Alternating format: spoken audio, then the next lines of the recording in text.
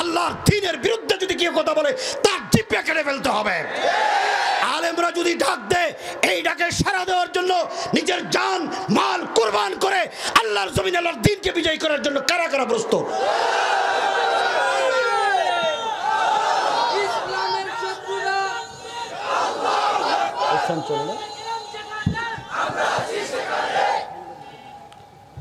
সংগ্রামী উপস্থিতি, কথা সাফ সাফ, এই দেশটা মুসলমানের দেশ।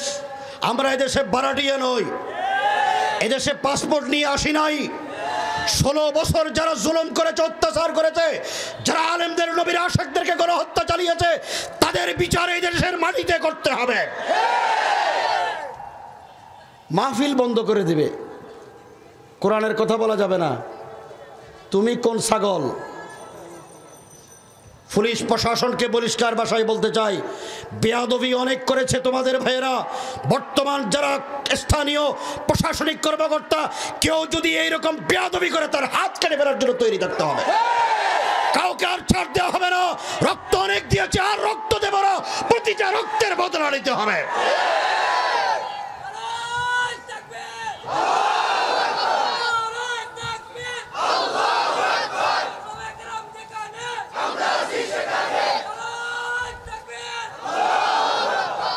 আমাদের স্রষ্টার নাম কি?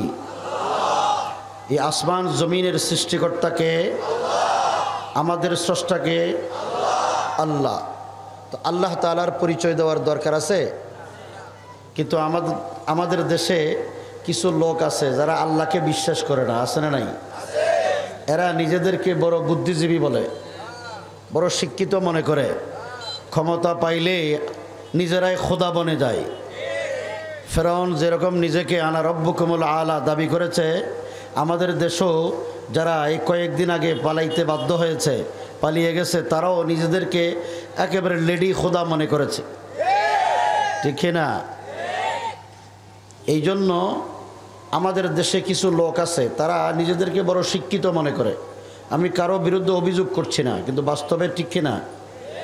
কিছু লোক আছে আল্লাহরে বিশ্বাস করে না, কিন্তু আল্লাহ বলতে দুনিয়াতে কিছু নাই। আল্লাহ আছে না নাই? 2013 সালে আমরা শাপলা চত্বরে নবীর দুশমন যারা, তাদের বিরুদ্ধে আমরা একত্রিত হয়েছিলাম। আপনারাও ছিলেন, মনে আছে? এই চিটাগাং রোড মাদারীনগর মাদ্রাসা এরিয়ায় প্রায় 25 জনের অধিক শাহাদত বরণ করেছেন, ঠিক না? কেন? এই শাহবাগে যারা নাস্তিক, যারা এখানে অবস্থান করে এদেশকে একটি হিন্দুত্ববাদী রাষ্ট্রে পরিণত করার চক্রান্ত করেছিল, সেই শাহবাগী নাস্তিকদের মধ্যে কিছু নাস্তিক তারা বলেছিল আল্লাহ বলতে দুনিয়াতে কিছু নাই। কোরআন 1400 বছর আগের কিতাব। এখন ডিজিটাল জমানা, আধুনিক যুগ, প্রযুক্তির যুগ। এই যুগে কোরআন অসল।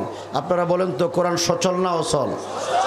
কোরআন অসল বলার কোনো দৃষ্টতা যদি এই দেশে কোনো কুলাঙ্গারের বাচ্চাটা দেখায়, আপনারা আমরা কি ঘরে বসে থাকবো?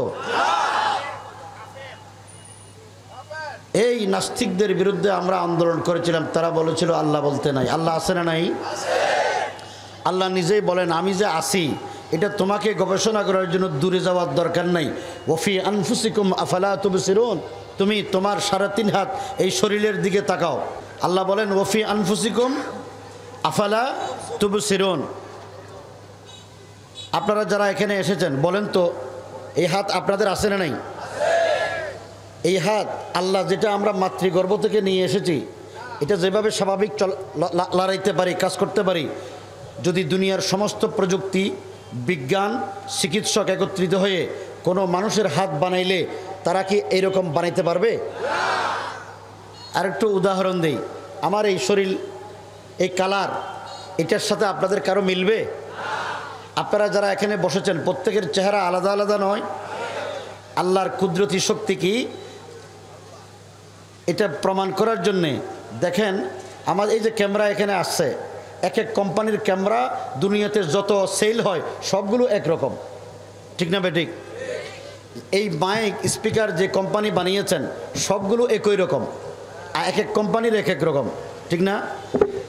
ফানি যে বিক্রি করে বাংলাদেশের কোম্পানি আছে না নাই? প্রত্যেকটা কোম্পানির বোতল আলাদা আলাদা, ঠিক কিনা? কিন্তু বলেন তো, একই মায়ের 10 সন্তান, একই মায়ের 15 সন্তান, একই মায়ের 7 সন্তান, কারো সাথে কারো চেহারার মিল আছে, নাকের মিল আছে, হাতের মিল আছে, ঠোঁটের মিল আছে? তাহলে আল্লাহ বলেন লাকাদ খালাকনাল ইনসানা ফি আহসানি তাকওয়িম, হে দুনিয়ার মানুষ, তোমাকে এই সুন্দর অবয়ব, এই গঠন, এটা দিয়ে আমি নিজেই আল্লাহ তোমাদেরকে সৃষ্টি করেছি। সৃষ্টি করেছেন কে? আল্লাহ। তো আল্লাহ, যে আল্লাহ আমাদেরকে সুন্দর এই অবয়ব দিয়ে সৃষ্টি করেছেন, সেই আল্লাহ, আমরা আল্লাহকে স্রষ্টা হিসেবে মানি। কিন্তু আমাদের দেশের পাঠ্যপুস্তকে, এই দেশের 6, 7, 8, 9 এবং ক্লাস 10-এর ইতিহাস ও সমাজবিজ্ঞান বইতে তারা ঢুকিয়ে দিলেন আল্লাহ আমাদেরকে সৃষ্টি করে নাই, আমরা বানর থেকে সৃষ্টি। এই বই তো এখনও আছে না নাই? এই বিষয়ে আলোচনা পরে করব। আমি যেই কথাটা আপনাদেরকে শুরু করেছিলাম, সূরা আর রহমানে আল্লাহ তাআলা শুরুতে বললেন আর রহমান। কি নাম? আর রহমান। যিনি আল্লাহ, তিনি বলেন না, তিনি আল্লাহ পাকের 99টা নাম হাদিস শরীফে আছে, কিন্তু এর আরও অসংখ্য অগণিত নাম কিতাবের মধ্যে আছে। মুফাসসিরিন, মুহাদ্দিসিন আল্লাহর অসংখ্য নাম লিখেছেন, সিরাতের কিতাবের মধ্যে আছে। কিন্তু 99টা নাম বিখ্যাত। এই বিখ্যাত নামগুলোর মধ্যে প্রথম নাম হলো রহমান। কি নাম? তো আল্লাহ যিনি রহমান, তিনি। আল্লাহ বলেন আর রহমান, আমি আল্লাহ। আল্লামাল কোরআন, কোরআন শরীফের দিকে খেয়াল করেন। আল্লামাল আর রহমান, আল্লামাল কোরআন। প্রথমে রহমান, এরপরে কোরআন, এরপরে আল্লাহ বলেন খালাকাল ইনসান, আমি মানুষ সৃষ্টি করেছি। আল্লাহ বলেন আর রহমান, আমি আল্লাহ, আমি রহমান। আল্লামাল কোরআন, তোমাদেরকে কোরআন শিখিয়েছি। এরপরে আল্লাহ বলেন খালাকাল ইনসান, আমি মানুষ সৃষ্টি করেছি। এখানে কোরআন আগে, ইনসান পরে। কিন্তু আল্লাহ তাআলার নিজাম হলো, আল্লাহর নীতি হলো, আল্লাহর বিধান হলো, কানুন হলো, আল্লাহ প্রথমে সৃষ্টি করেছেন আমাদের আব্বা আদমকে। কথা বুঝেন নাই? আল্লাহ প্রথমে সৃষ্টি করেছেন কাকে? আদমকে। সর্বশেষ নবী মুহাম্মদুর রাসূলুল্লাহ খাতামুন নবিয়্যিন সাইয়্যিদুল আম্বিয়া সাল্লাল্লাহু আলাইহি ওয়াসাল্লামের উপরে কোরআন নাজিল করেছেন সবার শেষে। আদম আগে, ইনসান আগে, কোরআন পরে। কিন্তু আল্লাহ কোরআনে বলার সময়, সূরা আর রহমানে বলার সময় কোরআনের কথা বলছেন আগে, ইনসানের কথা বলছেন পরে। এখন কি বুঝে আসছে? তো আল্লাহ এরকম নিজের সিস্টেমের নীতির উল্টা করলেন কেন? এই প্রশ্নের উত্তর বোঝার আগে কয়েকটা বিষয় যদি আপনাদের সামনে উপস্থাপিত হয়, তাহলে আপনারা সহজে বুঝেন। আমি আপনাদেরকে জিজ্ঞেস করি, আমাদের দেশে স্কুল, কলেজ, ইউনিভার্সিটি আছে না নাই? এই স্কুলে যা লেখাপড়া শিখে, এই লেখাপড়াগুলো শেখার কারণে আমাদের রাষ্ট্র পরিচালনার কিছু যোগ্য ব্যক্তি তৈরি হয়, ঠিক কিনা? এখন বলেন তো, যারা তৈরি হয় তারা মানুষ না অন্য প্রাণী? মানুষ। আপনারা যারা বসেছেন, আপনারা মানুষ না অন্য প্রাণী? মানুষ কাকে বলে?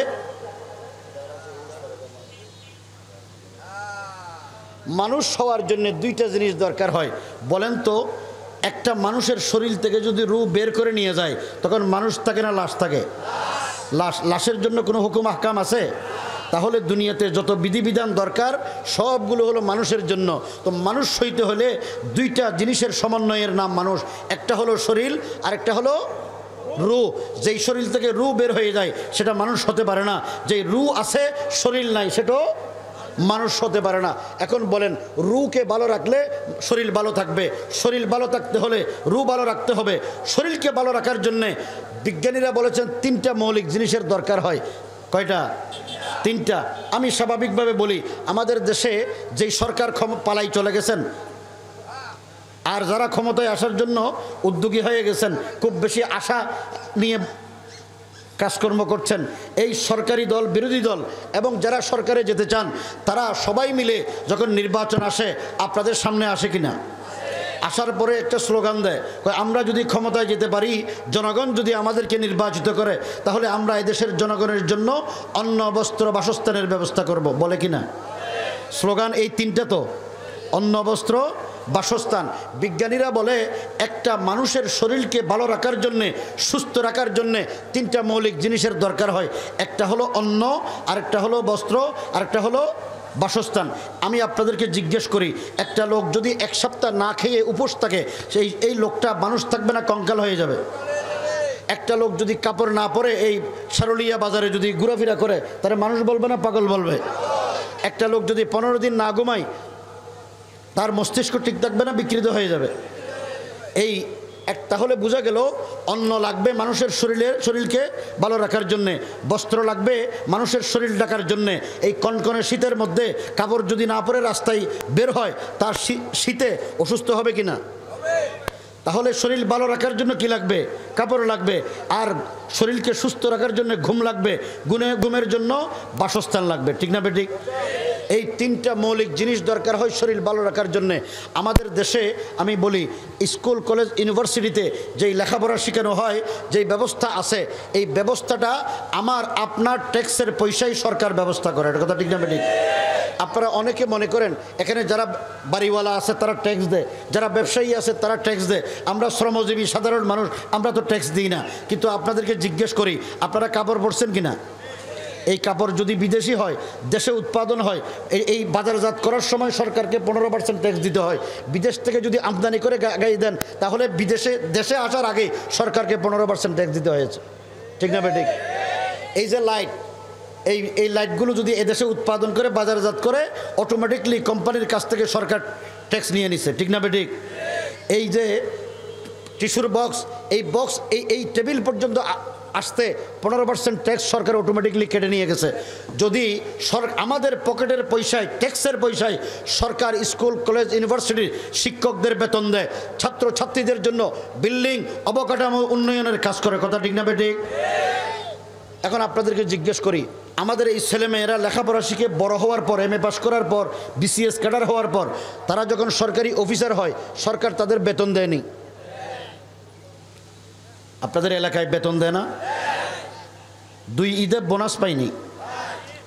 অফিসার যদি বড় হয় বাড়ি গাড়ি পাইনি? আপনারা বলেন তো, বাংলাদেশে 4র্থ শ্রেণী 5ম শ্রেণীর কর্মকর্তাও 25,000 30,000 নিচে বেতন নাই। ঠিক কিনা? 25,000 নিচে বেতন নাই।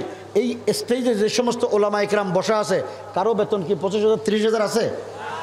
কিন্তু এই ওলামা, এই হুজুরের হাতের গড়ির যে দাম, পাগড়ির যে সুন্দর, পরনে যেই রুমাল, যে জামা, পায়জামা পাঞ্জাবি, সাহেব বলেন তো বড় বড় ফার্স্ট ক্লাস অফিসারদের গায়ে এইরকম সুন্দর দামি কাপড় আছে? বলেন তো হুজুরের সন্তান হলো 10 জন 8 জন 12 জন, আমাদের একজন বাংলাদেশের বড় বরেণ্য আলেমের সন্তান 17 জন। একজন বড় আলেম, সবাই চিনেন, নাম বলবে, সবাই এক বাক্যে চিনবেন, ওনার ছেলে মেয়ে 17 জন। কিন্তু উনি একজন সাধারণ মানুষ। আর ওরা 2.5 লাখ 3 লাখ টাকা বেতন পায়, বাড়ি গাড়ি পায়, এরপরেও ছেলে হোক মেয়ে হোক 2টি সন্তান যথেষ্ট। কথা ঠিক না বেঠিক? আমি দীর্ঘ 12 বছর বাইতুল মোকাররম জাতীয় মসজিদের খতিব হজরত মাওলানা ওবায়দুল হক রহমতুল্লাহের খেদমতে ছিলাম। প্রতি জুমার সময় দেখতাম সরকারের মন্ত্রী, MP, সচিব, আমলা, বিচারপতি, প্রেসিডেন্ট এসে দোয়া চাইতেন। কেন? হুজুর একটু দোয়া করবেন, পারিবারিকভাবে অশান্তিতে আসি। হুজুর জিজ্ঞেস করতেন ছেলে মেয়ে কয়জন? হুজুর 1 মেয়ে আছে, ছেলে নাই। 1 মেয়ে, স্বামী স্ত্রী 2 জন, 3 জনে মিলে অশান্তি। কথা কল না কে? আর যাদের ঘরে আল্লাহ তাআলা সন্তান সন্ততি অসংখ্য দিয়েছেন তাদের ঘরে শান্তির আমেজ বয়ে যায়, শান্তির বাতাস বয়। কথা ঠিক না বেঠিক? কেন? আপনাদেরকে জিজ্ঞেস করি, তারা বেতন পায়, বোনাস পায় এবং বাড়ি গাড়ি পায়, এরপরে সব কিছু পাওয়ার পরে বলেন তো ঘুষ খায়নি? এই এলাকায় মনে হয় ঘুষ ঠুস নাই। কারণ এখানে তো দারুন নাজাত কাছে, মাদানীনগর মাদ্রাসা কাছে, ওলামা ইকরামের ভয়ে হয়তো ঘুষ টুস খেতে পারে না, এরকম নাকি? ঘুষ আছে না নাই? ঘুষ হালাল না হারাম? এই হারাম কাজতে যে হারাম এটা এই অফিসাররা জানে কিনা? জানার পরে তারা মানে না কেন? তারা তো শিখছেন অন্ন বস্ত্র বাসস্থানের ব্যবস্থা কিভাবে করবে। অন্ন বস্ত্রের বাসস্থানের ব্যবস্থা ঘুষের টাকা দিয়ে করবে, সুদের টাকা দিয়ে করবে, মানুষের জনগণের ফাইল আটকিয়ে কলমের কোষায় লক্ষ কোটি টাকা ঘুষ নিবে, আর রাষ্ট্রের সম্পদ নষ্ট করবে, জনগণের সম্পদ লুটপাট করে খাবে, দেশের টাকা বিদেশে প্রচার করে বেগমপাড়ায় বাড়ি কিভাবে করবে সেই শিক্ষায় শিক্ষিত, সেই চাকরি তারা করে। মানুষের অন্তর পরিশুদ্ধ করার কোনো শিক্ষা আমাদের শিক্ষা ব্যবস্থার ভিতরে নয়।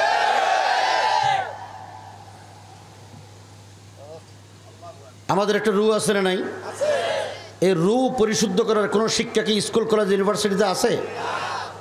এরপরে তো এখন ছেলে মেয়েগুলো আপনারা সত্য করে বলবেন, মিথ্যা বলবেন না। বর্তমান জমানায় হাই স্কুল এবং যে সমস্ত ছাত্রছাত্রীদের বালেগ হয়েছে, এই বালেগা ছেলে মেয়েরা স্কুলে যেভাবে অবাধ মেলামেশা করে, রাস্তাঘাটে হাঁটার সময় একজন আরেকজনের অঙ্গভঙ্গি যেরকম, এগুলি দেখলে লজ্জা লাগে না? লাগে কি না? এখন এই জালেমরা এদেশ থেকে শাসন তুলে দিয়েছেন। ছেলে মেয়েদেরকে যদি শাসন না করে মা বাবাকে বেইজ্জত হতে হবে, এই দেশটাকে একটা জাহান্নামে পরিণত করবে। এরপরে আমি আপনাদেরকে বলি, বাংলাদেশের যারা সন্ত্রাস করে এরা শিক্ষিত না অশিক্ষিত? যে যত বড় সন্ত্রাসী সে তত বড় নেতা, ঠিক কিনা? কারো বিরুদ্ধে আমরা বলবো না, কিন্তু কেউ যদি সন্ত্রাসী করে, এই দেশের মানুষের উপরে জুলুম করে, তাদেরকেও আমরা ছাড়ব না।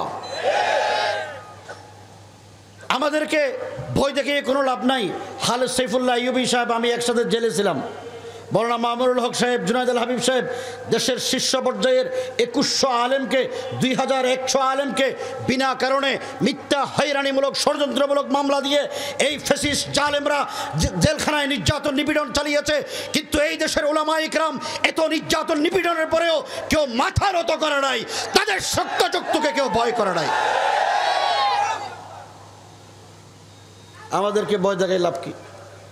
আমি 51 দিন রিমান্ডে ছিলাম, 2 বছর জেলে ছিলাম, 2 বছর।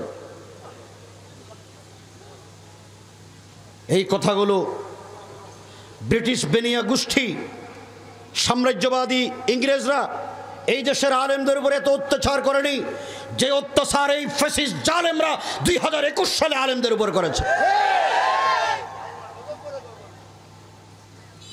খালেদ সাইফুল্লাহ আইয়ুবী সাহেব অসুস্থ ছিলেন হাসপাতালে, জেলখানায় কোনো চিকিৎসা পায়নি।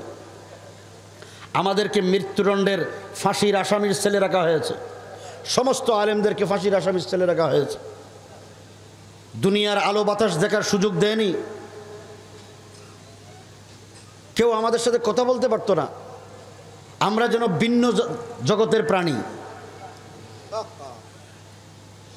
পরিষ্কার ভাষায় বলতে চাই, আল্লাহ যদি বিচার করেন, আল্লাহ ধরলে কিন্তু ছাড়েন না। লাম ইউফলিতু হাদিস শরীফে আছে, আল্লাহ যখন ধরেন তখন আল্লাহ কিন্তু ছাড় দেন না। আমরা দেখেন আল্লাহ কি বিচার করে। 2013 সালে শাপলা চত্বরে হাজার হাজার আলেমরা গুলিবিদ্ধ হয়েছে। 1,54,000 গুলি বন্দুকের নল থেকে বের হয়ে এই দেশের নবীর ওয়ারিস উলামায়ে ইকরাম, আলেম, মুহাদ্দিস, মুফাসসির, তালেব ইলম, নবীর আশিকদের বুকে বিদ্ধ হয়েছে, তারা বিদ্ধ করেছে।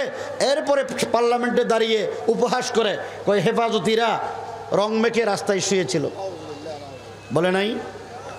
এরপরে তার মন্ত্রীরা বলল কই হেফাজতিরা সুবহানাল্লাহ পড়তে পড়তে ফালাই গেছে, বলছে কি না? আর আল্লাহর বিচার দেখেন, হেফাজতিরা আছে না নাই? নবীর ওয়ারিসরা আছে না নাই? আপনারা আশিকে রাসূলরা দেশে আছেন না নাই? কিন্তু যারা এই ফেরাউনের মতো অহংকার করেছে তারা আজকে কোথায়? তিনি তো এমন ফালাইছেন যে নিজের পরনের কাপড় ছাড়া কিছু নিয়েও যেতে পারেন নাই। কাকুতি মিনতি করেছিলেন যে আমি একটু কিছু খেয়ে যাই, তারা বললেন যে খাওয়ার টাইম নাই, কিছুক্ষণ পরে গণভবন দখল করবে। বিচার হইল নি? বিচার হইছে নি? যারা অত্যাচার করেছে, মাহফিল করতে দেয় নাই, আজকে তারা কোথায়? বাড়ি চালান দিয়েও তো খুঁজে পাওয়া যায় না। আপনাদের এই নারায়ণগঞ্জের খেলা হবে, এই খেলোয়াড় কোথায়? খেলা আছে? খেলোয়াড় তো নাই। আল্লাহ যখন ধরে এই সমস্ত বেঈমান আর খোদাদ্রোহীদেরকে ইন্দুরের মতো গর্তে ফেলাতে বাধ্য হবে, তারা মাথা দূরে দাঁড়াতে পারবে না।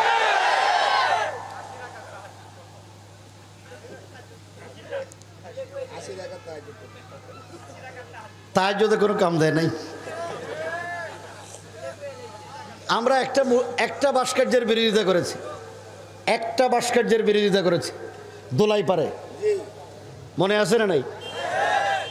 একটা ভাস্কর্যের বিরোধিতা করে আমরা সবাই জেলে গেছি। কিন্তু আল্লাহর ইচ্ছা হলো, বাংলাদেশের পত্রিকায় দেখলাম 10,000 ভাস্কর্য নির্মাণ করা হয়েছে, 10,000। আল্লাহর ইচ্ছা হলো এই বাংলাদেশটা আলেম ওলামার দেশ, নবীর ওয়ারিসদের দেশ।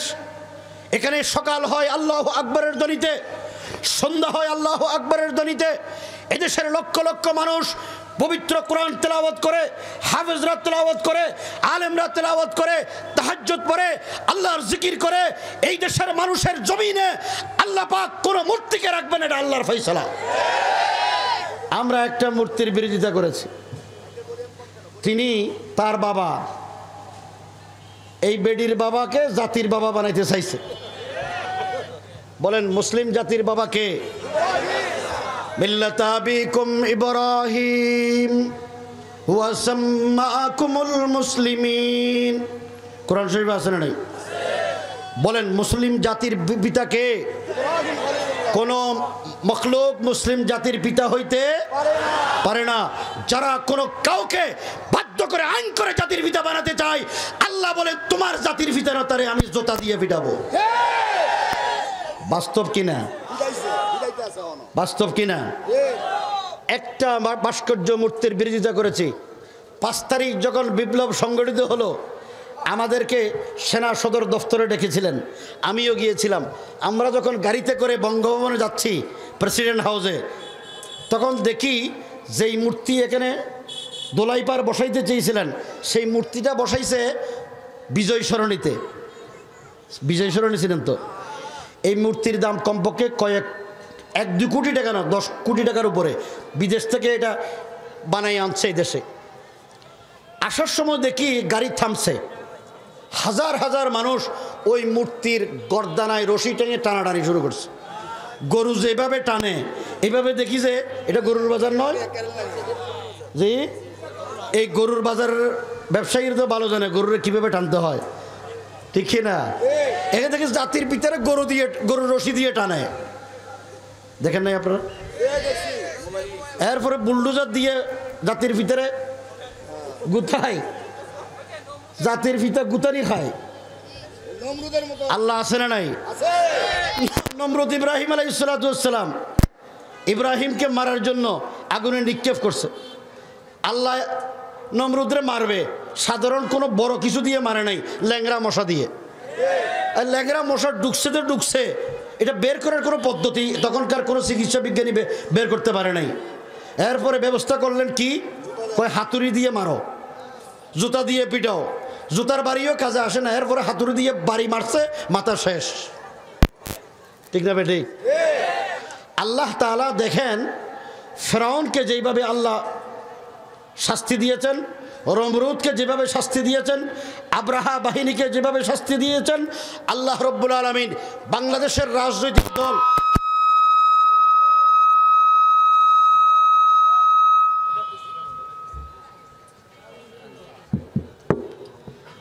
আল্লাহর শাস্তি দেখেন। বাংলাদেশের বড় বড় রাজনৈতিক দল 16 বছর কিছু করতে পারে নাই।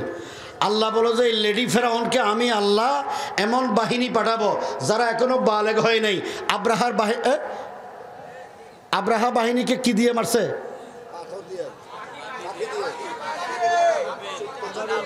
ছোট ছোট আবাবিল পাখি দিয়ে।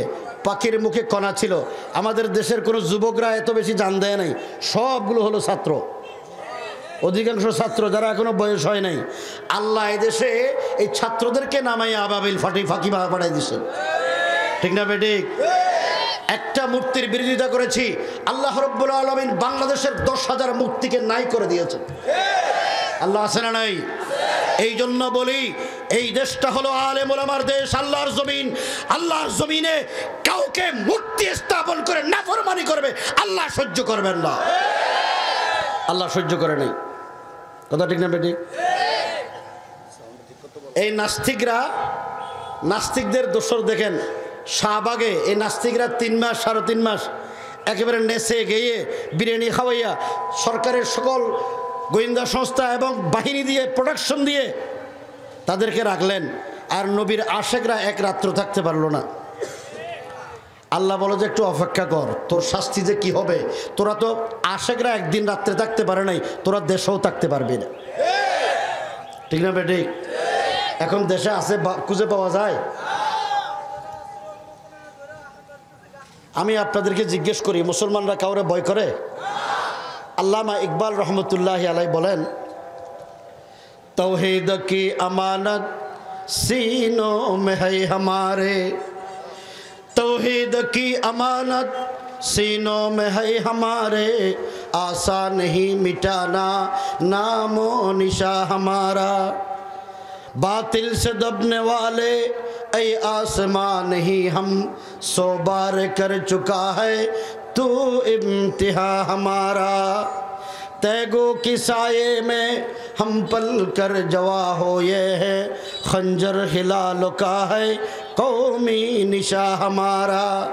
डरते नहीं दुनिया में मुसलमानों किसी से, मिल जाती है जब दौलत ई। আল্লাহর দ্বীনের বিরুদ্ধে যদি কেউ কথা বলে তার জিহ্বা কেটে ফেলতে হবে। আলেমরা যদি ডাক দেয় এই ডাকে সাড়া দেওয়ার জন্য নিজের জান মাল কুরবান করে আল্লাহর জমিনে আল্লাহর দ্বীনকে বিজয় করার জন্য কারা কারা প্রস্তুত? ইসলামের শত্রুরা আল্লাহু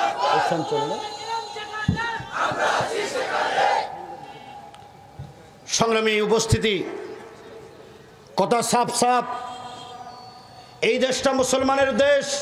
আমরা এই দেশে ভাড়াটিয়া নই, এই দেশে পাসপোর্ট নিয়ে আসি নাই। 16 বছর যারা জুলুম করেছে, অত্যাচার করেছে, যারা আলেমদের নবীর আশিকদেরকে গণহত্যা চালিয়েছে, তাদের বিচার এই দেশের মাটিতে করতে হবে। মাহফিল বন্ধ করে দিবে, কোরআনের কথা বলা যাবে না। তুমি কোন ছাগল? পুলিশ প্রশাসনকে পরিষ্কার ভাষায় বলতে চাই, বেয়াদবি অনেক করেছে তোমাদের ভাইয়েরা। বর্তমান যারা স্থানীয় প্রশাসনিক কর্মকর্তা, কেউ যদি এইরকম বেয়াদবি করে তার হাত কেটে ফেলার জন্য তৈরি থাকতে হবে। কাউকে আর ছাড় দেওয়া হবে না। রক্ত অনেক দিয়েছে, আর রক্ত দেব না। প্রতিটা রক্তের বদলা নিতে হবে।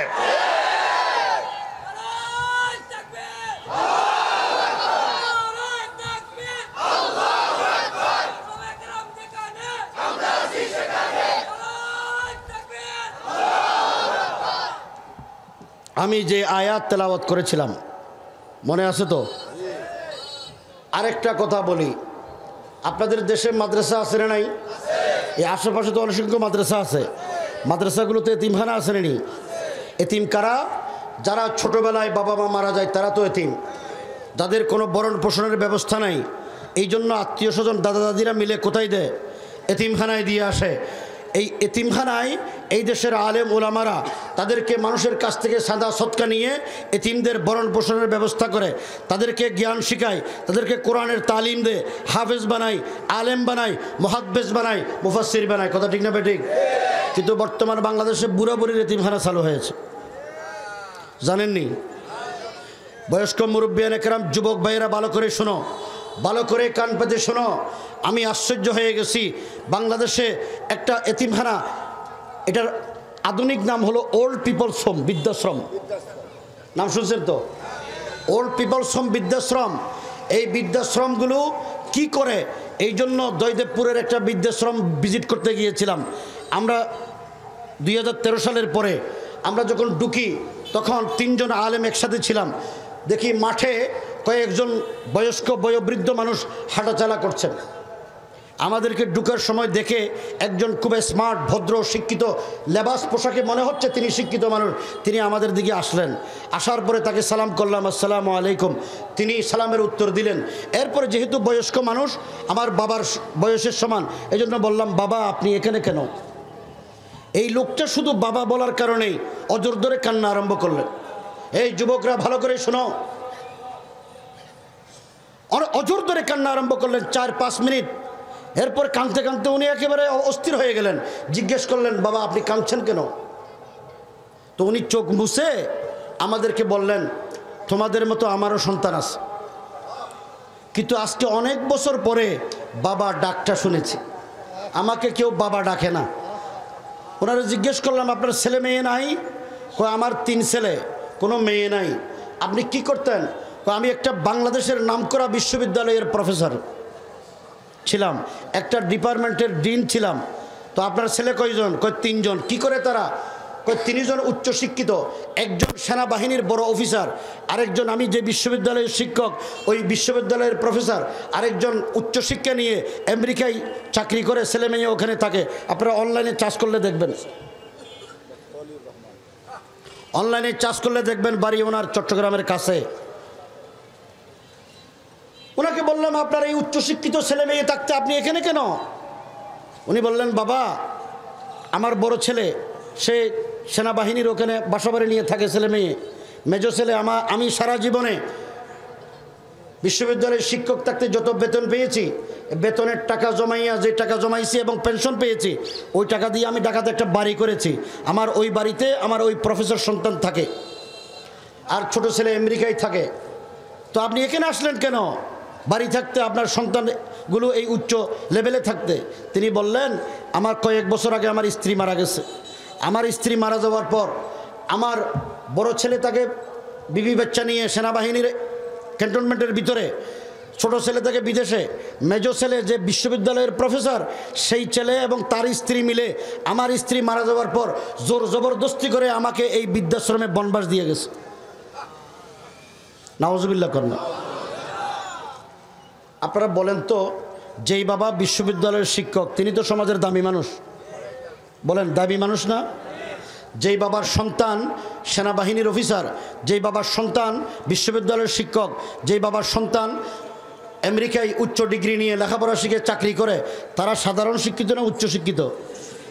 উচ্চশিক্ষিত বাবার উচ্চশিক্ষিত সন্তান যারা দুনিয়াতে এখনও আছেন, এই উচ্চশিক্ষিত সন্তানগুলো বৃদ্ধ বয়সে নিজের বৃদ্ধ বাবাকে যারা বৃদ্ধাশ্রমে বনবাস দেয়, এই উচ্চশিক্ষিত সন্তানগুলো সুসন্তান না কুসন্তান? বলেন তো, এই কুসন্তানগুলো মাদ্রাসায় তৈরি হয়েছে? দারুন নাজাতে, কওমি মাদ্রাসায়, মাদারীনগরের পিসা হুজুরের খানকায়, তাবলিগ জামাতে, হ্যাঁ কোথায়? বলেন না কোথায়? আরও শুনবেন, আরও জঘন্য আশ্চর্য কথা আছে। ওনার এই কথা শোনার পরে ম্যানেজারের কাছে গেলাম, ম্যানেজার সাহেবকে জিজ্ঞেস করলাম এই কারণে যে আমাদের এলাকায় তো অনেক বুড়ো বুড়ি আছে যাদের কোনো ছেলে মেয়ে নাই, দোকানপাট নাই, ব্যবসা বাণিজ্য নাই, সম্পদ নাই, এইরকম কিছু বুড়া বুড়িকে যদি এখানে রাখতে পারি তাহলে সওয়াব পাবো, তারাও খুশি হবেন। ম্যানেজারকে জিজ্ঞেস করার পরে ম্যানেজার বলে যে আমাদের এখানে গরিব গোরাবা থাকার সুযোগ নাই। কারা থাকে? তখনকার সময়ে 2014 সালে আমাদের এখানে যারা 6,000 টাকা করে খোরাকি দেয় তারা থাকতে পারে। তো কারা কারা আছে এখানে তিনি একটা তালিকা দিলেন। তালিকা দেওয়ার পরে এই তালিকার ভিতরে দেখলাম উনি হলুদ মার্ক দিয়েছেন, উনি সাবেক মন্ত্রীর বাবা, উনি সাবেক মন্ত্রীর মা, উনি এমপির মা, উনি এমপির বাবা, উনি সচিবের বাবা, উনি বিচারপতির বাবা, উনি এসপির বাবা, উনি ম্যাজিস্ট্রেটের বাবা, উনি শিল্পপতির বাবা, উনি বিশ্ববিদ্যালয়ের শিক্ষকের মা বাবা। বলেন, যেই দেশের লেখাপড়া শিখে মানুষগুলো সচিব হলেন, বিচারপতি হলেন, বিশ্ববিদ্যালয়ের শিক্ষক হলেন, অফিসার হলেন, ব্যবসায়ী হলেন, মন্ত্রী এমপি হলেন, তারা সমাজের দামি মানুষ নয়? আমরা তো তাদেরকে দামি মানুষ মনে করি, কথা ঠিক না বেঠিক? এদেরকে যদি সালাম দেওয়া না হয় দেখবেন যে আপনার রাস্তায় হাঁটাও বন্ধ হয়ে যাবে। এইরকম পরিবেশ ছিল কি না? আলেমদেরকে ধরে ধরে নির্যাতন করেছে, অত্যাচার করেছে। একটু আগেই তো মৌলানা আজহারুল ইসলাম আজমি সাহেব বলেছেন তাদেরকে কি অত্যাচার করেছে, থানায় নিয়ে গিয়ে কি অত্যাচার করেছে। রাজনৈতিক নেতৃবৃন্দ তাদেরকে বলি, আল্লাহর গজব আসতে বেশি দেরি হতো না যদি বাংলাদেশের দামাল ছেলেরা মাঠে নেমে বিপ্লব করে এদেরকে যদি এদেশ থেকে বিতাড়িত না করতেন, আল্লাহর গজবে এই দেশটা ধ্বংস হয়ে যেত। আল্লাহর গজব থেকে আমাদের ছাত্ররা আমাদেরকে বাঁচিয়েছেন। এই জন্য বলি, এই যেই শিক্ষা ব্যবস্থা আমাদের দেশের শিক্ষিত সন্তানগুলোকে, বৃদ্ধ মা বাবাকে বৃদ্ধাশ্রমে বনবাস দেওয়ার সেই মানসিকতা তৈরি করে, সেটা কোনোদিন সুশিক্ষা হইতে পারে না। কথা ঠিক কিনা? এখন বলেন, আমি আপনাদেরকে জিজ্ঞেস করি, ক্লাস 6-7-এ সমাজবিজ্ঞান বইতে ঢুকিয়ে দিলেন আমরা বানর থেকে তৈরি, কথা ঠিক কিনা ঠিক? এটা এখনো পরিবর্তন করে নাই, আগামী বছর করবেন বলেছেন। সেই জন্য বলি, এই সমস্ত বানর থিওরি যারা দিয়েছেন এরা হলো বানরের সন্তান। কোন বান্দর ছাড়াই বান্দরামি করার সাহস এদেশে করতো না। নিশ্চয় তার 14 গোষ্ঠীর কেউ না কেউ বানর ছিল। কত সুন্দর এই শিক্ষা ব্যবস্থার মাধ্যমে কোনোদিন সুনাগরিক তৈরি হবে? বলেন না কেন? আরো আশ্চর্য, বাংলাদেশে 2013 সালে যারা নাস্তিক, আমাদের কাছে নাস্তিকদের তথ্য আছে, সমস্ত ডকুমেন্ট আমাদের কাছে আছে। আমরা তৎকালীন স্বরাষ্ট্রমন্ত্রী, প্রধানমন্ত্রী যিনি পালিয়ে গেছেন তাকেও দিয়েছি। গোয়েন্দা সংস্থাগুলোকে দিয়েছি। এই দেশে কোনো গরিব অসহায় দরিদ্র সাধারণ পরিবারের সন্তান নাস্তিক হয় নাই, নাস্তিক হয়েছে সবগুলো উচ্চবিত্ত উচ্চশিক্ষিত পরিবারের সন্তান। এদেশের মন্ত্রীও তো নাস্তিক, লতিফ সিদ্দিকী। কথা কন নাকি? লতিফ সিদ্দিকী বাংলাদেশের মন্ত্রী ছিল না? এই লতিফ সিদ্দিকী আস্তিক না আস্তিক? এদেশের মন্ত্রী এমপি নাস্তিক টাকলু। জি, নাম জানেন তো? এদের নাম জবানে নিলেও তো কবিরা গুনাহ হবে, এটা উজু করে ফাঁক করতে হবে। এদেশের এমপি নাস্তিক, এদেশের বিচারপতি নাস্তিক। এই যে কয়েকদিন আগে ধরা পড়লো বর্ডারে, দেখেন আল্লাহ বিচার কি করে। সে সবার টকশোতে ঝাড়ে আর ইচ্ছা মতো রায় দে। আল্লাহ বলে যে রাখ, তোর গলায় আমি দড়ি লাগাবো, লেখাইছে গামছা। হ্যাঁ, 116 জন আলেমের বিরুদ্ধে দুদকে মামলা করছে এই শয়তান। আল্লাহ বলে যে তোরে যে এমন মামলায় ফাঁসামো, আলেমরা সব বাদ, এখন সে নিজে ফেঁসে গেছে। ঠিক না বেঠিক? নাম জানেন তো? মানিক্য সোরা। জি। আরেকজন হইলো বড় বড় কথা বলতো, মুরগি সোরা। কোথায় আছে? আরে বিয়ে জোরে কর না, কোথায় আছে? ভয় লাগে নাকি? এই জন্য আল্লাহর কসম করে বলি, যেই দেশের চোর ডাকাত মন্ত্রী এমপি হয়, হযরত শেখ সাদি রহমতুল্লাহ আলাইহি বলেন, গুরবা মেরো সক ওজেরো মোশ দরবা মে কুনত, গুরবা মেরো সক ওজিরো মোশ দরবা মে কুনত, এই চুনি আরকান দৌলত মুলকরা ওইরা কুনত। আচ্ছা, যদি বলেন বিলাই অথবা শিয়ালের যদি আমির বানায় রাষ্ট্রপ্রধান, আর উজির আজম যদি কুত্তা হয়, কুকুর,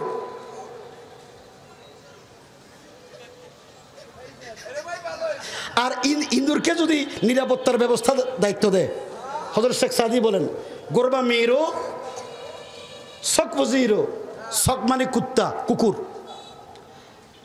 আর গোরবা হলো বিলাই, কেউ কেউ সেটা শিয়াল বলছেন। শিয়ালের যদি রাষ্ট্রপ্রধান বানানো হয়, আর কুকুরকে যদি উজিরে আজম প্রধানমন্ত্রী বানানো হয়, ইন্দুরকে যদি স্বরাষ্ট্র মন্ত্রণালয়ের দায়িত্ব দেওয়া হয়, এই দেশ থাকবে? মুলকেরা ওই রাকুনত। হযরত শেখ সাদি রহমতুল্লাহ মূর্খ, এ রাষ্ট্র তো দেউলিয়া হয়ে যাবে, যেটা এরা করছে। কথা ঠিক না বেঠিক? রাষ্ট্র দেউলিয়া হয়ে গেছে, ব্যাংকে টাকা নাই, রাষ্ট্রের অস্তিত্ব নাই, আর সন্ত্রাসীদেরকে দিয়েছে পুলিশ বাহিনীতে, এরা কিন্তু কাজে নাই। 5 তারিখের পরে এদেশের উলামায়ে কেরাম, এদেশের তালেবে ইলম, এদেশের ইসলামী জনতা এদেশের রাষ্ট্রকে নিরাপত্তার ব্যবস্থা করেছে, সরকারি স্থাপনা নিরাপত্তার ব্যবস্থা করেছে, হিন্দু বৌদ্ধদের বাড়িঘরের নিরাপত্তার ব্যবস্থা করেছে, এদেশের ট্রাফিকিং ব্যবস্থা এদেশের ছাত্ররা করেছে। কথা ঠিক না বেঠিক? সুতরাং মনে রাখতে হবে, এদেশের দেশপ্রেমিক নাগরিক হইল উলামায়ে কেরাম, দেশপ্রেমিক নাগরিক হলো উলামায়ে কেরাম। আমরা দেশকে আমাদের জানের চাইতে মালের চাইতে বেশি ভালোবাসি। হুব্বুল ওয়াতানি মিনাল ঈমান। আমাদেরকে বহুদিন স্বাধীনতা বিরোধী বলে, প্রতিক্রিয়াশীল মৌলবাদী বলে গালি দিয়েছো। আজকে স্বাধীনতা বিরোধীদের বিরুদ্ধে তোমরা বহু চক্রান্ত ষড়যন্ত্র করেছো, আলেমদেরকে দেখলে জঙ্গি বলেছো। আজকে আল্লাহ পাক তোমাদেরকে জঙ্গি বানিয়ে দেশ থেকে পালাইতে বাধ্য করেছে। জঙ্গিরা যেমন গর্তে লুকাই থাকতো, সন্ত্রাসীরা এরা এখন এদের চাইতে আরো মারাত্মক। ঠিক না বেঠিক? আল্লাহ রাব্বুল আলামিন, আপনাদের কি কোনো অসুবিধা হয়? পরবর্তীতে হযরত মাওলানা আজাদি সাহেব আছেন, মাওলানা হেদায়েতুল্লাহ খান আজাদি মাদ্দাজিল্লাহুল আলী, উনি বয়ান করবেন। আমি বেশি লম্বা সময় নেব না, কিন্তু এই কথাগুলো বলেন যে শিক্ষা ব্যবস্থার ভিতরে, যে শিক্ষা ব্যবস্থার কি বলবো, এমন শিক্ষা ব্যবস্থা আমাদের দেশে দিয়ে তৈরি করেছেন। শরীফ থেকে শরীফের গল্প তো শুনছেন, এবং এই শরীফ থেকে শরীফের গল্পের যে সমর্থক, যে এটাকে সাপোর্ট করে, তারে বানাইছে উপদেষ্টা। কথা বল না? যে ট্রান্সজেন্ডারকে সাপোর্ট করে, প্রমোট করে, যে সমকামিতাকে প্রমোট করে, এইরকম ব্যক্তিকে এদেশের উপদেষ্টা হিসেবে আমরা দেখতে চাই না। পরিষ্কার ভাষায় বলি, এই দেশের তৌহিদি জনতা, এই দেশের ছাত্র জনতা যারা ইমানদার, ইমানদারদের রক্তের উপরে দাঁড়িয়ে কোন বেঈমানকে আমরা মন্ত্রিত্বের চেয়ারে দেখতে চাই না। এদেরকে বরখাস্ত করতে হবে। বহুদিন সহ্য করেছি, সবর করেছি, আর সবর নয়, এবার প্রতিশোধ নিতে হবে, প্রতিশোধ নিতে হবে। মুরব্বিয়ান একরাম, যুবক ভাইদেরকে বলবো, আল্লাহর জমিনে আল্লাহর দ্বীনকে বিজয় করার জন্য প্রয়োজনে জান দেব, মাল দেব, জীবন দেব, কিন্তু ইসলাম বিদ্বেষী কোন শক্তিকে এদেশে প্রতিষ্ঠিত হতে দেব না, প্রতিষ্ঠিত হতে দেব না। আমি যে আয়াতে কারিমা তেলাওয়াত করেছি, এই আয়াতে আল্লাহ রাব্বুল আলামিন দুনিয়ার মানুষদেরকে এই কথা বুঝাইতে চেয়েছেন, যেই শিক্ষা ব্যবস্থার কারণে নাস্তিক তৈরি হয়, যেই শিক্ষা ব্যবস্থার কারণে মা বাবার বৃদ্ধ বয়সে বৃদ্ধাশ্রমে পাঠায় যেই সমস্ত ছেলেমেয়েরা, যেই শিক্ষা ব্যবস্থার কারণে ঘুষখোর তৈরি হয়, সুদখোর তৈরি হয়, দুর্নীতিবাজ কর্মকর্তা তৈরি হয়, এই শিক্ষা ব্যবস্থা আমূল পরিবর্তন করতে হবে। এই শিক্ষা কোনোদিন সুশিক্ষা হতে পারে না। এই শিক্ষা জাতিকে কোনোদিন মেরুদণ্ড সোজা করতে দিবে না। এই জাতি অসংখ্য অগণিত হাজার হাজার কর্মকর্তা যারা দেশের টাকা চুরি করে বিদেশে পাচার করেছে, আমার আপনার টাকা, আমার আপনার পকেটের পয়সা মাথার গাম পাইয়ে ফেলে দেশের জনগণ ব্যাংকে টাকা রাখেন, আর ব্যাংকের মালিকরা কয়েকজনকে কিছু উৎকুচের কারণে কিছু ঘুষ নিয়ে তারা তাদেরকে দিয়ে দেন। হাজার হাজার কোটি টাকার মালিক স্থাবর সব সম্পত্তি বিক্রি করে এক ব্যাংকের টাকাও শোধ করা যাবে না, ঠিক না বেঠিক? এই জন্য বলবো, শুধু ওয়াজ মাহফিলে আসমানের উপরে জমিনের নিচের কথা শুনলে হবে না। দুনিয়াতে যারা অন্যায় করে অন্যায়ের প্রতিবাদ করতে হবে, অন্যায়ের বিরুদ্ধে কথা বলতে হবে। এই দেশের উলামায়ে ইকরাম অন্যায়ের প্রতিবাদ করে বলেই জালেম আলেমদের বিরুদ্ধে ব্যবস্থা অ্যাকশন নিয়ে গেছে, আলেমদেরকে নির্যাতন করেছে, নিপীড়ন করেছে, অত্যাচার করেছে, জুলুম করেছে। যত জুলুম করো আমাদের কোনো অসুবিধা নাই, কিন্তু এটা মনে রেখো, মুসা আলাইহিস সালাতু ওয়াস সালামকে ফেরাউন মেরে ফেলতে চেয়েছিল। ফেরাউন জল্লাদ বাহিনী মোতায়েন করেছে, মুসাকে মেরে ফেলতে হবে। হাজার হাজার শত শত গোয়েন্দা সংস্থা, নিরাপত্তা কর্মী মোতায়েন করেছে। আল্লাহ তাআলার ইচ্ছা হলো মুসাকে দুনিয়াতেই আনবেন ফেরাউনের বাহিনীর নিচ্ছিদ্র নিরাপত্তার ভিতর দিয়ে, ঠিক না? মুসা আলাইহিস ইসলামের মার পেটে যখন মুসা আসলেন, মা খুব অস্থির যদি সন্তান হয়, কারণ ফেরাউনের জল্লাদ বাহিনী তো কেটে ফেলবে, তার হুকুম। আল্লাহ তাআলা মুসা আলাইহিস ইসলামের মায়ের পেট, আপনারা বলেন মা যখন গর্ভবতী হয় তখন পেট বড় হয় কিনা? কিন্তু মুসা আলাইহিস তাফসীরের কিতাবে আছে মুসা আলাইহিস ইসলামের মার পেট বড় হয় নাই, স্বাভাবিক ছিল। সুবহানাল্লাহ, তো জোর কইছেন তো মাইচল। মুসা আলাইহিস ইসলামের মাকে যখন গোয়েন্দা সংস্থার লোকজন দেখতে আসে তখন দেখেছে স্বাভাবিক, তারা বুঝতে পারে নাই। মুসা আলাইহিস ইসলাম দুনিয়াতে আসলেন, আজকে না আলট্রাসোনোগ্রাফি করলে ছেলে না মেয়ে বোঝা যায়, তখন কি সেই ব্যবস্থা ছিল? মুসা আলাইহিস ইসলাম দুনিয়াতে আসলেন ছেলে হয়ে, মার রুতে ফানি আছে, পেরেশানি বাড়লো না কমলো? বড় পেরেশানিতে আছেন। আল্লাহ বলে যে, হে মুসার মা, তুমি পেরেশানি করো, আমি তো তোমার সন্তানে দিলাম, পেরেশানি বাড়াই দিলাম, কিন্তু ধৈর্য ধরো।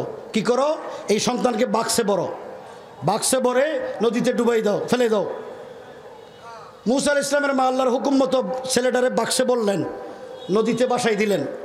নদীরে আল্লাহ হুকুম দিলেন, হে নদী, তুমি এই বাক্সটা পানিতে ডুবাইবে না এবং ফেরাউনের গাড়ে বিরাই দাও। মুসা আলাইহিস ইসলামের মার পেরেশানি বাড়লো না কমলো? চিন্তা বেশি হলো না? সন্তান তো একেবারে জ্বলন্ত ফেরাউনের গাড়ে গিয়ে বিরছে, তাহলে তো আর বাঁচার কোনো সুযোগ নাই। ফেরাউনের জল্লাদ বাহিনী মুসা আলাইহিস ইসলামের বাক্স পাইছে, পাওয়ার পরে কেটে ফেলবে। এই মুহূর্তে বিবি আসিয়াকে খবর দিছে কাজের বুয়ারা। আসিয়া এসে দেখে বাক্সের ভিতরে ফুটফুটে এক সুন্দর ছেলে। আসিয়ার খুব মোহাব্বত লেগে গেছে, ভালোবাসা লেগে গেছে। আসিয়া বলে, এত সুন্দর ছেলে, এতে তো আমি কাটতে দেব না। জল্লাদ বাহিনী বলে, তোমার স্বামী মিশরের প্রেসিডেন্ট ফেরাউনের হুকুম, এটাকে কেটে ফেলতে হবে। আসিয়া বলে, লাখ তোমরা থামো, তোমরা যার হুকুমে কাটবে সে তো আমার স্বামী, আমি যদি আমার স্বামীর কাছ থেকে অনুমতি নিতে পারি, আগে অনুমতি নিয়ে আসো। ফেরাউনের কাছে বিবি আসিয়া গিয়ে বলে, সংসার চালাইতে হলে তো দুইজনের মত সমান হওয়া লাগবে। সবসময় তোমার কথা শুনছি, এখন আমার কথা শোনো। এই বাক্সে যেই ফুটফুটে বাচ্চা পাওয়া গেছে, এটার আমার মোহাব্বত লাগে, ভালোবাসে, এটার আমি ভালোবাসি। ফেরাউন বলে, তুমি মোহাব্বত করতে পারো, আমার কিন্তু মোহাব্বত নাই, হে আমার দুশমন হতে পারে। বিবি আসিয়া বলে যে, তোমার ঘরে লালন পালন হয়ে বড় হলে সে দুশমন হবে কেন, সেটা আমাদেরই হবে। ফেরাউন বলে, যদি সংসার তো টিকে থাকতে হলে স্বামী স্ত্রীর মধ্যে সমঝোতা লাগে, এই দেখ তোমার কথা আমি মানলাম, রাখে আল্লাহ। কার ঘরে বলেন না, কার ঘরে? বিবি আসিয়া মুসা আলাইহিস সালামকে মহব্বত করেছে, এই জন্য জন্নত দেখে দেখে দুনিয়া থেকে তার মৃত্যু হয়েছে। কথা কন না কে? নবীর ওয়ারিসদেরকে যারা মহব্বত করবে তারা দুনিয়াতে জন্নত দেখে দেখে দেখে যেতে পারবে। মুসা আলাইহিস সালামের ওয়ারিসরা আছে না নাই? এই 90 লেডি ফেরাউন মুসা আলাইহিস সালামকে যেমন ফেরাউন ধ্বংস করতে চেয়েছিল, মেরে ফেলতে চেয়েছিল, কতল করতে চেয়েছিল, এই লেডি ফেরাউনরা এই দেশের তারা নবীর ওয়ারিসদেরকে দুনিয়া থেকে জীবন্ত হতম করতে চেয়েছিল।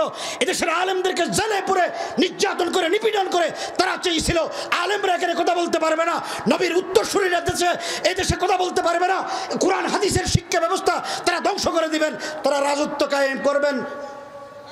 ভীষণ 41 41 কত আর কয় বছর আছে? এর আগে খতম শেষ, ঠিক না বেঠিক?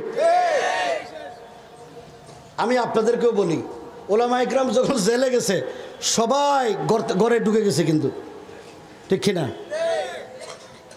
মুসা আলাইহিস সালামের কওমের মতো হলে তো হবে না। উম্মতে মুহাম্মদীকে ইমানি স্পিরিট নিয়ে কাজ করতে হবে। মুসা আলাইহিস সালামের বাহিনী সমস্ত কওম ফেরাউনের অত্যাচারে যখন পার হয়ে যাবে, নদী পার হবে, নদীর কিনারে আসার পরে কওমরা বলে, হে মুসা, আমরা তো শেষ, ইন্না লা মুদরাকুন, আমাদেরকে তো আমরা ধরা হয়ে গেছি, সামনে নদী, পিছনে ফেরাউনের বাহিনী, বাঁচার কোনো পথ আছে? বলেন না, কোনো পথ নাই। মুসা আলাইহিস সালাম বলে যে, ইন্নাল হায়াত ওয়াল মামাত লিল্লাহি রাব্বিল আলামিন, আমাদের হায়াত মতের মালিক তো আল্লাহ, নদীও আমাদেরকে ডুবাইতে পারবে না, ফেরাউনের বাহিনীও মারতে পারবে না। আল্লাহ যদি আমাদের হায়াত মতের মালিক হয়, নদী ডুবাইতে পারবে? ফেরাউনের বাহিনী, এই লেডি ফেরাউনের বাহিনী মারতে পারবে? বাংলাদেশের একজন আলেম এই সোনারগাঁর মাওলানা ইকবালকে জেলখানায় অত্যাচার নির্যাতন করে হত্যা করা হয়েছে, খুন করা হয়েছে, শহীদ করা হয়েছে। আজকে পরিষ্কার ভাষায় বলতে চাই, একজন আলেম সাঈদ ইবনে জুবাইর রাদিয়াল্লাহু তাআলা আনহুকে যখন সাঈদ ইবনে জুবাইরকে হাজ্জাজ বিন ইউসুফ যখন কতল করছিলেন, সাঈদ ইবনে জুবাইর আল্লাহর দরবারে ফরিয়াদ করেছেন, আয় আল্লাহ, আমার পরে সাঈদ ইবনে জুবাইরের পরে কোনো মায়ের সন্তান যেন হাজ্জাজ বিন ইউসুফ কতল করতে না পারে, তোমার কাছে সেই বিচার দিলাম, তুমি তার উপরে সেই রকম অবস্থান মুসল্লাত করে দাও। আল্লাহ সাঈদ ইবনে জুবাইরের দোয়া কবুল করেছেন, কোনো আর হাজ্জাজ বিন ইউসুফ আর কাউকে কতল করতে পারেনি, ঠিক না বেঠিক? তারা চেয়েছিলেন আলেমদেরকে হত্যা করবে, জেলে দিবে, আলেমরা কথা বলতে পারবে না। আল্লাহর ফয়সালা হলো, হাজ্জাজ ইবনে ইউসুফ অত্যাচার করেছে, হাজ্জাজ ইবনে ইউসুফ শেষ। এই দেশের আলেমরা জেলে ছিলেন, সবাই আমরা 3 বছর জেলে ছিলাম, 21 সাল থেকে। 21 সালে অ্যারেস্ট হয়েছি, 22, 23, 24 সালের শুরুতে হজরত মৌলানা সর্বশেষ মৌলানা মামুনুল হক সব জেল থেকে বের হয়েছে, ঠিক না বেঠিক? 3 বছরের মাথায় আল্লাহ ফয়সালা করলেন, এই দেশের লেডি ফেরাউন যেন ফেরাউনের মতো তার অবস্থা হয়। হাজ্জাজ বিন ইউসুফ যেমন শেষ, এদেশের লেডি ফেরাউনের বাহিনী অস্তিত্ব শেষ, ঠিক না বেঠিক? আল্লাহ যখন ধরে ছাড়বে না, ইত্তাকি দাওয়াতুল মাজলুম ফাইন্নাহু লাইসা বাইনাহা ওয়া বাইনাল্লাহি হিজাব, মুসলিমদের বদদুয়াকে ভয় করো।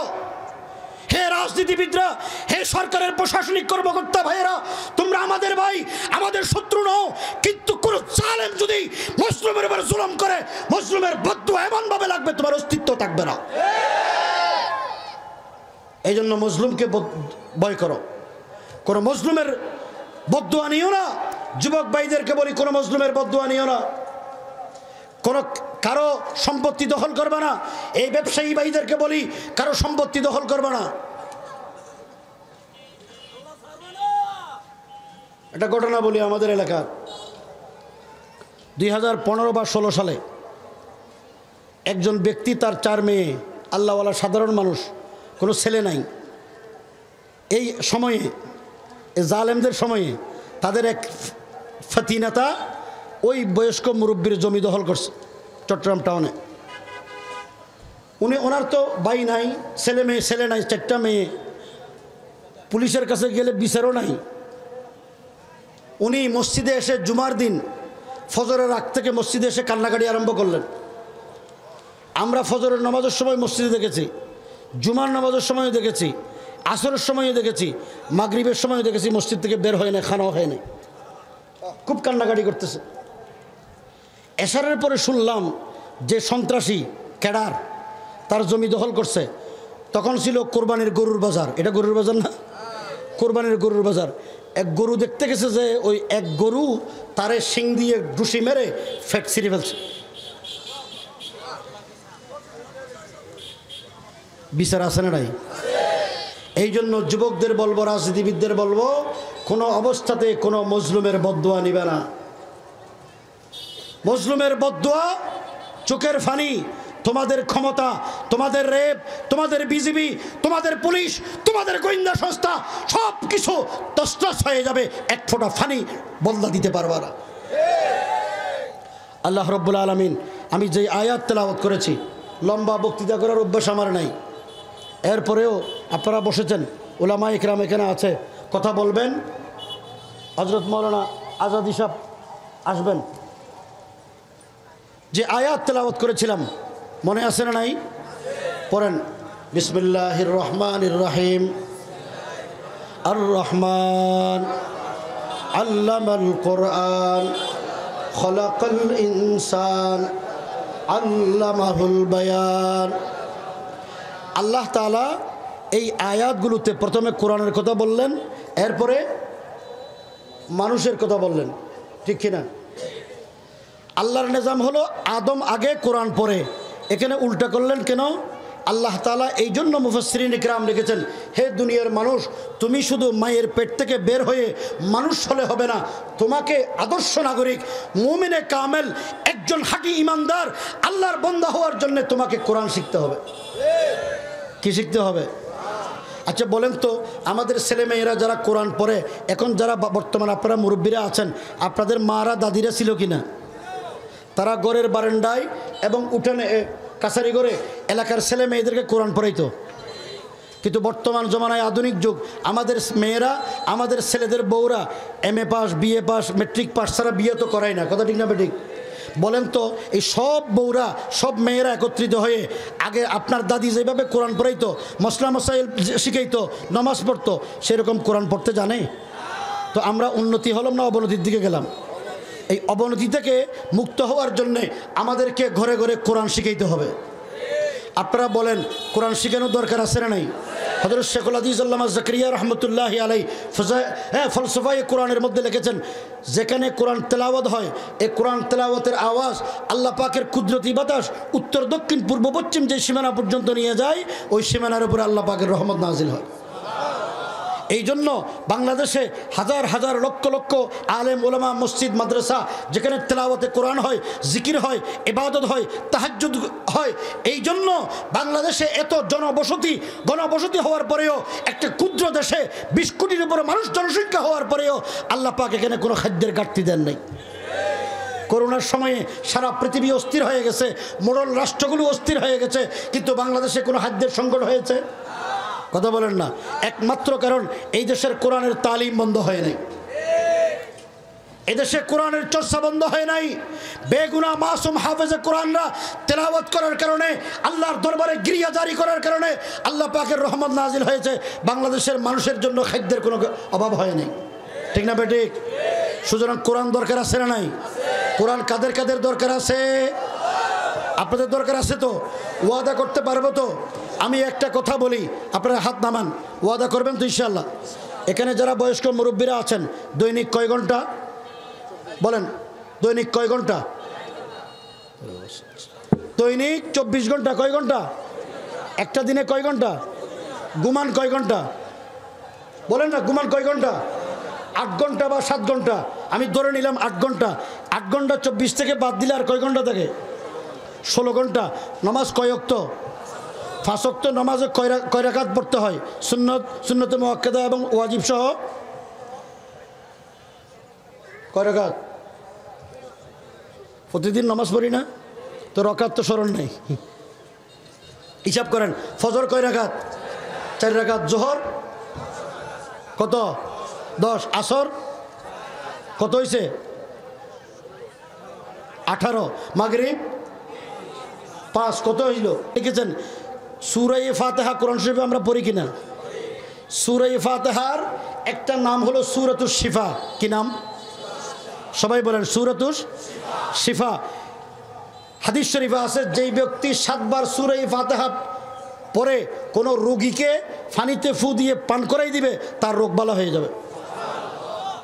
বিশ্বাস হয় তো? যে হযরত আহমদ আলী লাহোরী বলেন, যেই ব্যক্তি দৈনিক শেফার নিয়তে নামাজের ভিতরে 32 বার সূরা ফাতিহা পাঠ করবে, আল্লাহ পাক তাকে কোনোদিন রোগ দিতে পারে? এখন আমরা নামাজ পড়ি, সূরা ফাতিহা পড়ছি, আমাদের নিয়ত আরেক দিকে, ঠিক না বেঠিক? সিজদা কিন্তু সারুলিয়া বাজারে, কিন্তু আমাদের দিল হলো বরিশালে, দিল হলো চট্টগ্রাম, দিল হলো সিলেট, কথা ঠিক না বেঠিক? আর কারো কারো দিল হলো সিনেমা হলে, কারো কারো দিল হলো মোবাইলের ভিতরে, ঠিক না বেঠিক? তো আল্লাহ আমাদেরকে রোগ মুক্তি দিবেন। রোগ মুক্তির জন্য কি লাগবে? একাগ্রতা লাগবে, কথা ঠিক না বেঠিক? সবাই বলেন 5 ওয়াক্ত নামাজ আমরা পড়বো তো ইনশাআল্লাহ? আচ্ছা, আল্লাহ যদি বলে 5 ওয়াক্ত নামাজে 32 রাকাত নামাজ পড়তে কয় মিনিট লাগে? যারা ভালো পড়ে তারা 32 মিনিটে একেবারে ডিজিটাল পদ্ধতিতে পড়ে ফেলতে পারে, ঠিক কিনা? আর যদি সময় লাগে তাহলে 32 দুগুণ 64 মিনিট, 1 ঘন্টা 4 মিনিট। দৈনিক 1 ঘন্টা 4 মিনিট সময় বিয়ে করতে পারবো না? আচ্ছা, হায়াতটা সময়টা দিল কে? আরো জোরে করেন, কে দিল? আমরা ঘুমাইলাম শরীরের জন্য 8 ঘন্টা, আল্লাহর জন্য যদি 1 ঘন্টা সময় বিয়ে করতে না পারি, আল্লাহ যদি কাল কিয়ামতের ময়দানে জিজ্ঞেস করে, তোমাকে হায়াত দিলাম আমি, সুস্থ রাখলাম আমি, ব্রেন ঠিক রাখলাম আমি, চোখ ঠিক রাখলাম আমি, নাক ঠিক রাখলাম আমি, কথা বলার যোগ্যতা দিলাম আমি, হাত পাও সব ঠিক রাখলাম, তুমি আমার জন্য 1 ঘন্টা ব্যয় করলো না, এই জন্য তোমার শাস্তি হবে, এই শাস্তি ভোগ করার জন্য রাজি? কথা কর না। যদি রাজি না হই, তাহলে কোরআন শরীফ তো আমরা পড়ি না। একটা ওয়াদা করতে পারবো? ওয়াদা করতে পারবো? সবার হাতে মোবাইল নাই, আছে না নাই? এই মোবাইল আছে তো, ছোট বড় বুড়া সবার কাছে আছে। টাচ মোবাইল এটা হলো একটা বড় যন্ত্রণা, গুনার বাক্স, ঠিক কিনা? গুনাহ থেকে মুক্ত না হলে আল্লাহ পাক আমাদের দোয়া কবুল করবে না, ঠিক কিনা? এই জন্য গুনাহ মুক্ত থাকার জন্য, আল্লাহর শাস্তি থেকে বাঁচার জন্য, আল্লাহর ধরা থেকে বাঁচার জন্য, যে আল্লাহ আমাদের জন্য কোরআন নাজিল করেছেন, এই কোরআন আমরা কেউ পড়ি না। পড়ি? পড়ব? কারা কারা পড়ব? পড়ব তো ইনশাল্লাহ। আজকের পর থেকে আমরা কোরআন পড়ব তো ইনশাল্লাহ।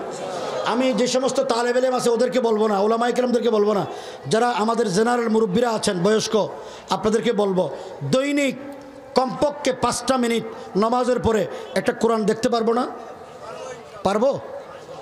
একটা কিতাব আছে, হযরত মাওলানা আব্দুল জলিল নদভী লিখেছেন, সোহবতে বা আউলিয়া, একটা ঘটনা লিখেছেন। হযরত মাওলানা তাবলিগ জামাতের বানী ইলিয়াস রহমতুল্লাহের বড় ভাই হযরত মাওলানা ইয়াহইয়া সাহেব রহমতুল্লাহি আলাইহি, শেখুল হাদিস আল্লামা জাকারিয়া সাহেব রহমতুল্লাহর আব্বা, উনি হযরত রশিদ আহমদ গঙ্গোহী রহমতুল্লাহর খলিফা ছিলেন। হযরত মাওলানা ইয়াহইয়া সাহেব যখন তাবলিগ জামাত শুরু হয় নাই, তখন ইয়াহইয়া সাহেব রহমতুল্লাহি আলাইহির কাছে একটা লোক গেছেন। কি জন্য? তিনি কামলা ছিলেন, কামলা কৃষক। তিনি গিয়ে ওনাকে বলেন, হুজুর আমার ছোটোবেলায় বাবা মা মারা গেছে, কোরআন পড়তে পারি নাই, আমি তো আল্লাহর বান্দা, আল্লাহ আমাকে দুনিয়াতে পাঠাইলেন, আল্লাহ যদি জিজ্ঞেস করে কোরআন তো পড়ে নাই, কী করবো?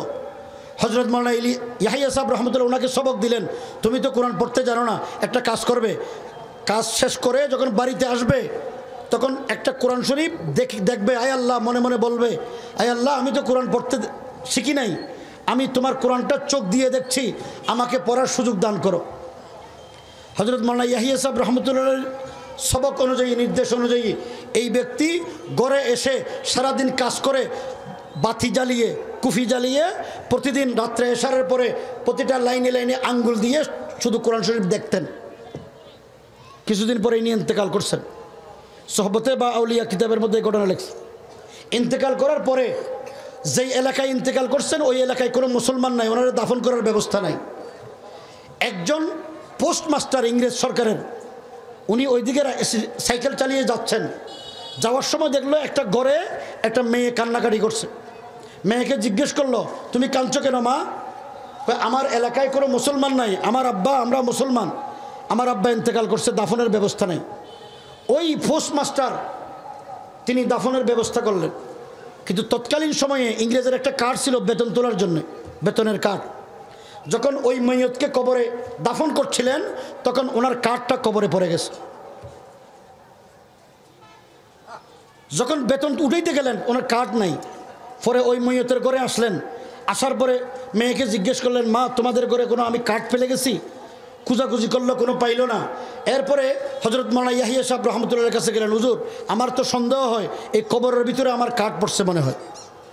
পরে ওনার একজন আত্মীয়কে নিয়ে কবর খুললেন, করার পরে দেখলেন যে ওই কবরের ভিতরে ওই যে কৃষক কামলা, তার কবরের চতুর্পাশে এমন ফুল বিছানা বিছিয়ে রাখছেন, তার সিনার উপরে ফুল, মাথার উপরে ফুল, এমনভাবে নতুন দুলাকে যেভাবে সাজায় সেভাবে সাজিয়ে রাখছে। এরপরে ওনার কার্ডটা ওনার সিনার উপর আছে। এটা দেখার পরে উনি আশ্চর্য হয়ে গেলেন, দৌড়ে আসলেন ঘরে। আসার পরে ওই মৈয়তের মেয়েকে জিজ্ঞেস করলেন, মা তোমার আব্বা কি করতেন? তোমার আব্বা কি কোনো বড় আলেম ছিল, বড় বুজুর্গ ছিল? মেয়ে বলল, না, আমার আব্বা তো একজন সাধারণ কৃষক কামলা। কি করতেন?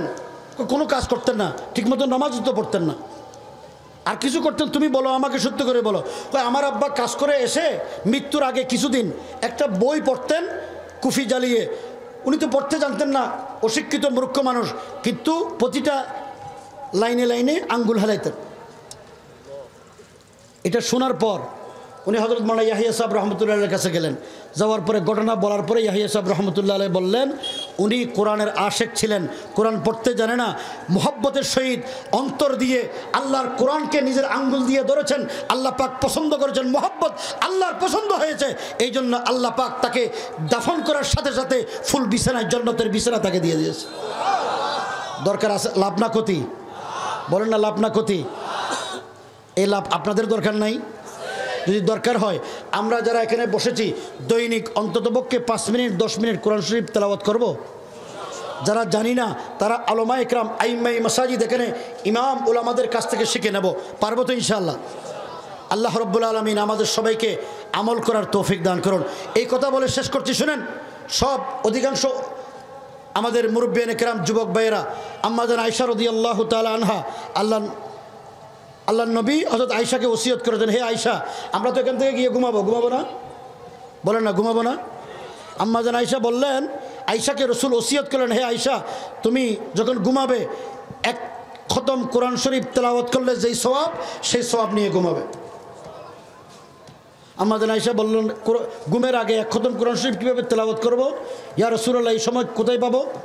আল্লাহ রসুল বলেন, হে আয়েশা যেই ব্যক্তি ঘুমের আগে 3 বার সূরা ইখলাস পাঠ করবে, আল্লাহ পাক তার আমল নামায় একটা কোরআন শরীফ খতম করলে যেই সওয়াব, এই সওয়াব দান করবে। আচ্ছা 3 বার সূরা ইখলাস কুল হুয়াল্লাহ পড়তে কয় সেকেন্ড লাগবে? একবার পড়তে 10 সেকেন্ড। কয় সেকেন্ড? 3 বার পড়তে 30 সেকেন্ড। 30 সেকেন্ড ব্যয় করে এক খতম কোরআন শরীফের সওয়াব কার দরকার নাই? আপনাদের দরকার নাই? দরকার আছে না নাই? এই আমল করতে পারবো তো ইনশাআল্লাহ? ওয়াদা? দ্বিতীয় নম্বর, আম্মা জান আয়েশাকে আল্লাহ রাসূল ওসিয়ত করেছেন, হে আয়েশা তুমি ঘুমের আগে একটা মকবুল উমরা হজের সওয়াব নিয়ে ঘুমাবে। আম্মা জান আয়েশা জিজ্ঞেস করলেন, ইয়া রাসূলুল্লাহ উমরা করতে তো অনেক সময় লাগে, বাইতুল্লাহ জিয়ারত করতে হয়, তওয়াফ করতে হয়, হ্যাঁ সাফা মারা সাই করতে হয়, আমি উমরা ঘুমের আগে এই কাজ কেমনে করব?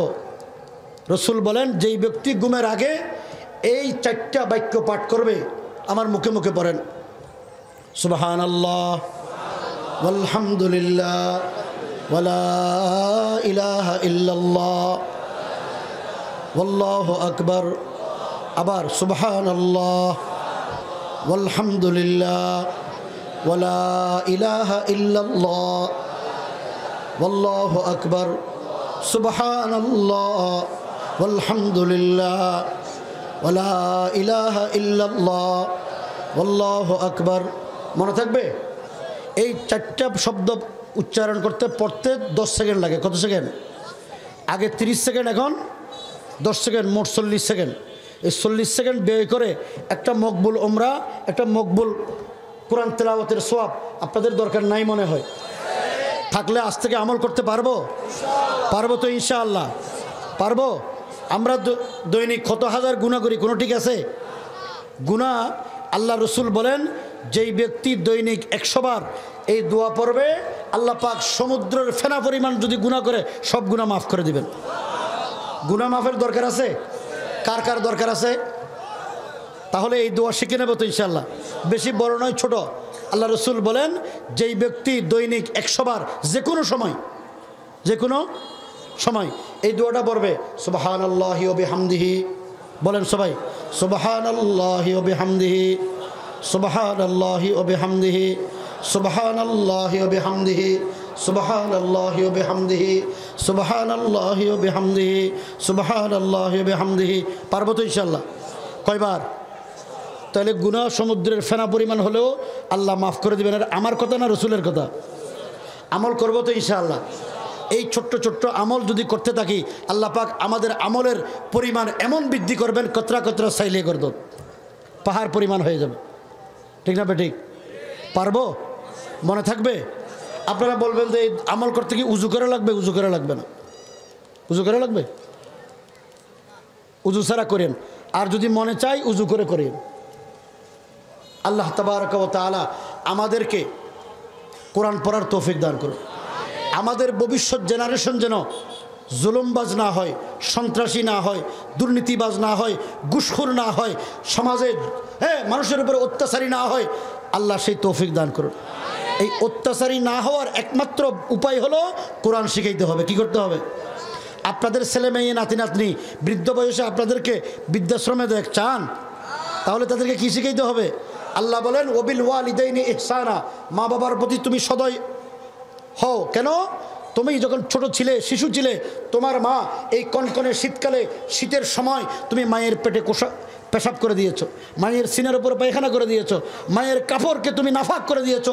মা শীতকালে গোসল করেছে, পাক পবিত্র হয়েছে, কিন্তু তোমাকে তোমার শরীরে শীত লাগুক সেই ব্যবস্থা রাখে নাই। ঠিক না বেঠিক? আল্লাহ তাআলা এই মাকে যদি বৃদ্ধ বয়সে তুমি বনবাস দাও, বৃদ্ধাশ্রমে বনবাস দাও, তো তুমি সুসন্তান না কুসন্তান? এই কুসন্তান আল্লাহ আমাদেরকে না বানাক। এই জন্য কোরআনের শিক্ষা অর্জন করাইতে হবে। এখানে আপনাদের যারা আছেন, আপনাদের নাতিপত্নী ছেলে মেয়ে যারা ছোট, তাদেরকে প্রথমে কোরআন শিখাবেন। পারবো তো ইনশাআল্লাহ? আমাকে না খুশি করার জন্য, আল্লাহকে খুশি করার জন্য ওয়াদা করেন তো আমাদের ছেলে মেয়ে নাতি নাতনিদেরকে কোরআন শিখাবো।